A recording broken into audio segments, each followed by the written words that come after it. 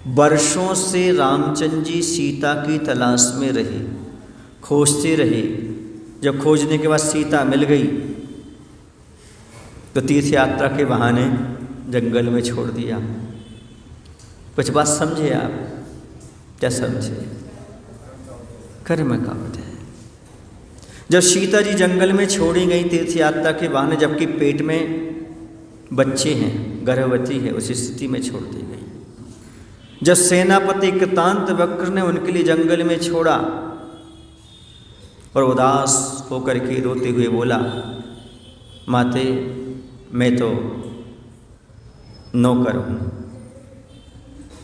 आपके पति की आज्ञा थी रामचंद्र जी की, इनको तीर्थ यात्रा के बहाने जंगल छोड़ दो, क्योंकि धोबी ने आप पर अब्बार लगाया था कि जब रावण के पास रह के आई हैं तो शुद्ध कैसे हो सकती है। उस समय आप होते तो शुद्ध होने के बाद कोई आरोप लगाता, आपको कैसा लगता? बस सीता ने हाथ जोड़ करके एक बात कही सेनापति से कि देखो, जब से मैं रामचंद्र जी के पास आई हूँ, मेरी शादी उनके साथ, तब से उन्हें आपत्तियाँ आ रही हैं। बस उनसे एक निवेदन है, उनसे कह देना जैसे लोक अपवाद के बस तुमने मुझे छोड़ दिया, वैसा कभी भी धर्म को मत छोड़ देना। लोगों के कहने पर धर्म को नहीं छोड़ना, ऐसी बात किन्होंने कही? श्री रामचंद्र जी ने, श्री सीता ने कही। किससे? रामचंद्र जी से कही। ये कहलाता है वास्तव में एक तत्व ज्ञान, ये कहलाता है स्वाध्याय का फल, ये कहलाता है गुरुओं की आराधना का फल। और ये तत्व ज्ञान जब हमारे पास हो जाता है तो हम आदि परिस्थितियों से बेसिस निकल जाते हैं। और उस समय सोचो रामचंद्र जी के ऊपर क्या बीती हो। रामचंद्र जी चुपचाप कमरे में जाकर रो लिए होंगे कि देखो मुझे मजबूरी बस ऐसा करना पड़ रहा है, लेकिन सीता हमारी निर्दोष थी, है और रहेगी। तो ये वर्तमान में आपको समझने की आवश्यकता है।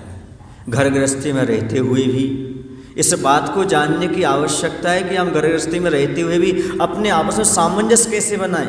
इस सीता की और राम की कहानी नहीं सुना रहे, ये घर घर की कहानी है। यदि ऐसी परिस्थिति हमारे आगे आ जाए तो हमें अपने परिजन को दोष नहीं देना, ये कहना मेरे कर्म का उदय है। कर्म सिद्धांत को समझो। सीता के पास कर्म सिद्धांत था, इसलिए आज दुनिया में सती सीता के नाम से प्रसिद्ध हो गई। चाहे जैन पुराण हो, चाहे वैष्णव पुराण है, सब में सीता का एक अलग ही स्थान है। समझ गए ना? उनको पूज्य स्थान प्राप्त हो गया। क्यों हो गया? क्योंकि उन्होंने अपने जीवन में कर्म सिद्धांत को समझा, किसी को दोष नहीं दिया। और हम प्रायः क्या करते हैं? दूसरे को दोष देते हैं। और जब तक दूसरे को दोष देते रहेंगे तब तक कभी भी हम सामंजस्य बना नहीं सकते। आज से एक बात अपने मन में, अपने माइंड में बना करके रखो कि जो कुछ मिलता है हमें अपने पाप पुण्य कर्म उदय से मिलता है। सामने वाला निमित्त मात्र है, उसके प्रति हमें दुर्भावना नहीं रखना चाहिए। हमेशा सद्भावना रखो। समझ